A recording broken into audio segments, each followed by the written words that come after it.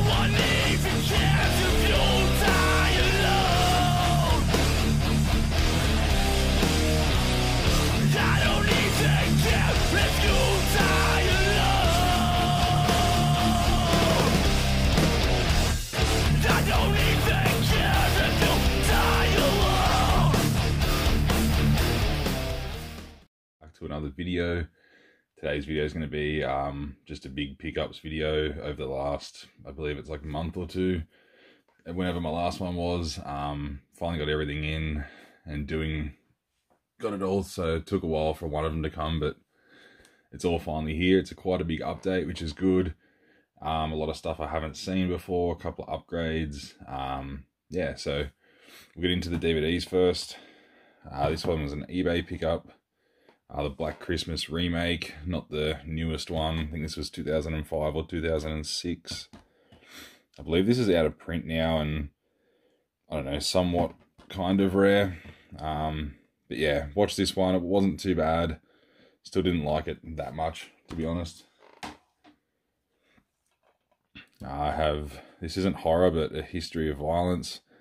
I cannot pronounce this guy's name, Viggo Mortensen. He's in Texas Chainsaw 4, and he's also Aragorn in the Lord of the Rings films. I did have another DVD copy of this, but it was really scratched and used to skip in parts, so I found this one pretty cheap on eBay, and it came with a pretty cool little slip thing. So it's like this guy's family gets held captive, I think. I can't really remember, but it is directed by David Cronenberg, so, and it's a really fun film, so I highly recommend it if you haven't seen it. Another remake, the Prom Night remake. I haven't heard great things about this, but it was a couple of bucks on eBay, so I decided to pick it up and give it a go. Yeah, and I don't really like the original Prom Night, so hopefully this one's better. Next one, Dude Bro Party Massacre 3. This is such a fun film. So much satire. It doesn't not take itself seriously at all. The funniest part, there's no Dude Bro Party Massacre 1 or 2. It's just straight 3, like, because it's meant to be like part of a massive sequel thing. Yeah, if you like stuff like trauma films, and just over the top cheesy stuff, you'll definitely enjoy this. It only has a DVD release here in Australia. I don't know if it's got a Blu-ray release anywhere, but yeah, I can't recommend this one enough. Next up we have the original Hitcher. Really enjoyed this. It was a first time watch for me. I love how you never really know the killer's motives. I don't know, it was just, I got really engaged with this film. I think I kind of like these kind of like road movies and stuff like that too. But yeah, highly recommend this one too if you have not seen it. And following that one, we have the Hitcher remake with Sean Bean. This was pretty good for a remake. Definitely not as good as the original, but still a lot of fun. It sort of does, you know, same premise as the original, but throws its own little bits and pieces in there, which is cool. It's not just a carbon copy remake. And I do like the fact they show the truck scene in this. I'm sure people that have seen it know what I'm talking about. Next up we have The Host. I believe this is a Korean film. Haven't watched it yet, but I know it's a creature feature. I've seen, you know, clips here and there on the internet about it. Looking forward to watch it. I just got to be in the mood to watch a subtitled film. Next up is the Omen collection. Has all 5 Omen films, the 4 originals and the remake. This is only like $10 on Amazon. Like, it was weeks ago now when I bought it, but it was like $10 delivered, so that was pretty cool. I've watched the first 3. I really enjoyed the first 2 a lot. The third one was okay, but not that great. Yeah, it'd be interesting to watch the 4th one. I heard the remake isn't that good, so but pretty good transfers just for an old select DVD set. This is just like an op shop find. The Guardian. This is in my Cinema Cult video. Haven't seen it, but from the director of The Exorcist, so it was like $2. So I thought I'd give it a try. Haven't watched it yet, but yeah. I got a few Umbrella DVDs. This was a recent release here, Scream Queen, My Nightmare on Elm Street. It's a story about, what's his name, Rob Patterson, I believe. I can't remember his name. I'm sure it'll pop up. Mark Patton, my bad. Don't know what I was thinking. Yeah, it's more like his story about being gay in the movie industry back in, what was it, 86 or 7 when this was made? I can't really remember. But yeah, it's not really much about Elm Street too much. It's more about him and his acting career, but it's still a very interesting watch. Yeah, I found it quite intriguing actually, so definitely pick that one up if you're interested. This was a cool eBay find actually. I've never seen it before. From Umbrella, an old Umbrella DVD. The Ultimate Shockumentary Collection, Masters of Horror. I believe it's three documentaries. One on Argento, Bava, and Carpenter.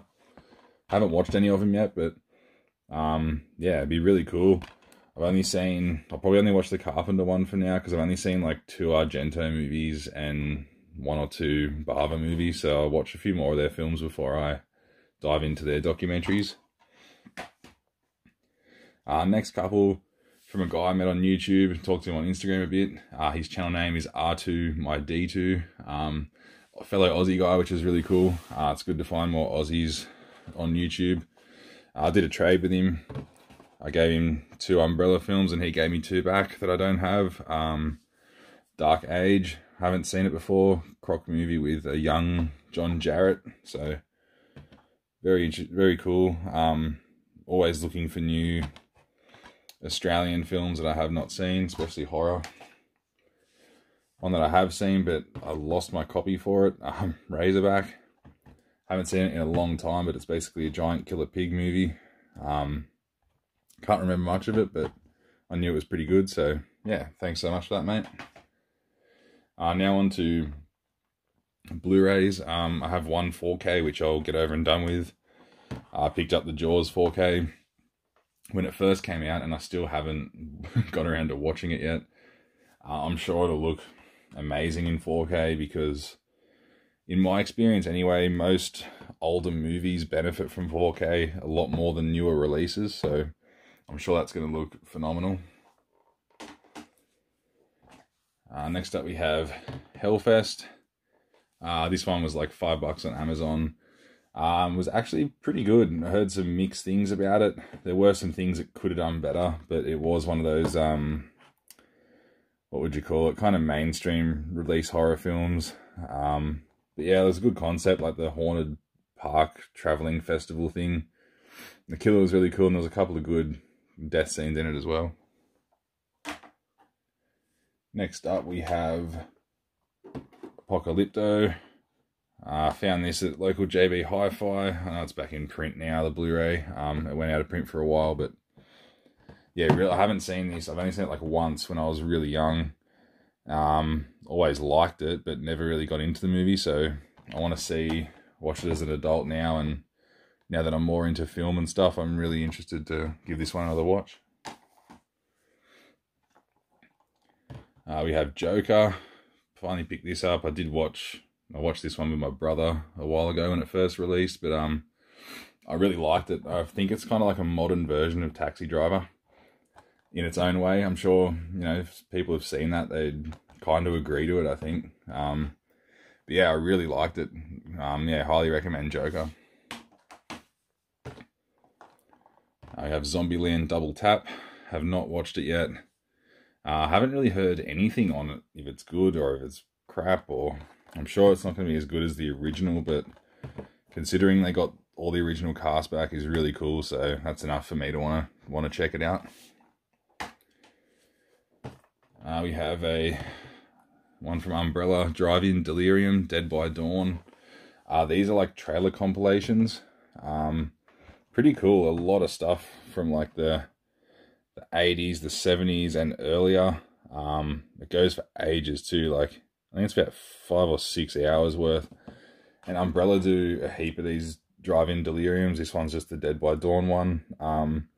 They do like 70s, 80s, all different sorts. So they're pretty cool just to pop in. Kind of like, it wasn't too bad. I just got it to try. It's just not really my cup of tea, but I think it was pretty good. Like, it's something you could just throw on in the background when you're doing a few things, and trailers that you know pop up, and then some other ones take your interest as well, so that's pretty cool.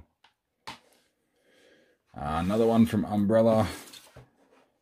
We have the double feature, VFW and Bliss. These were both really cool. I've watched both of these. I liked Bliss quite a bit more than VFW. I know VFW is kind of like the more popular one from, what's his name? Joe Begos. I've probably fucking butchered that name, but they're both really cool. But yeah, I did like Bliss a bit more. And yeah, at the start of the movie of Bliss, it warns you about seizure, like, you know, the way they use lights and stuff in it. And fuck, like, I don't have epilepsy or anything, but if somebody had epilepsy and watched that, they would definitely fucking have a fit. And then the last little stack of Blu-rays here. From Second Sight, we have The Changeling. Got to be honest, I wasn't really a fan of this. I found it super slow and not really engaging. I always heard it was a good ghost story and rah, but I don't know. It just didn't engage me that well. And it just seems to drag out a lot. You know, one day I'll give another viewing. But yeah, for now, it's just kind of meh for me. Next up, we got Ice Cream Man. The one with Clint Howard. This is my first Vinegar Syndrome title. I have watched this, I believe, on, I think it was either Amazon Prime, or Amazon Video, sorry, or Tubi, the streaming service. Really liked it, and then found this online for a pretty good price. It doesn't have the slip, but the movie on Blu-ray nonetheless. Awesome one I'm keen to rewatch, Room 237. The kind of like the conspiracy theories around what the message is in The Shining, but you know, if you know The Shining, you should know the fucking story by now. But yeah, I watched this on YouTube years ago, and it's really interesting, like these fan theories and stuff. It's not really like a documentary on The Shining, it's a documentary on fan theories. And some of them are so bizarre, like, I don't know, it's just funny to watch. Some you can kind of like agree with, others are just so far out there, it's ridiculous. And then the rest are pretty much Arrow Video titles.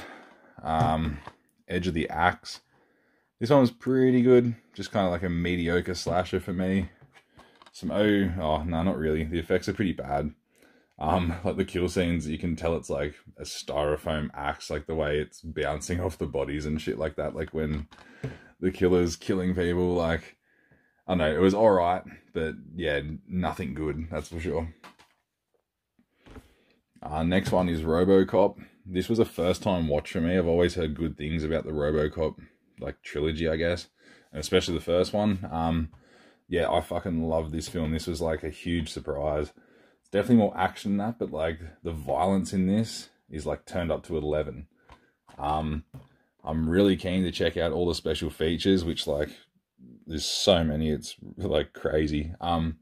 Yeah, very keen to watch the special features behind this and delve into this movie, and I really want to see the sequels now after seeing this. And also like the stop animation and stuff in it, from like that, I can't remember what that's called.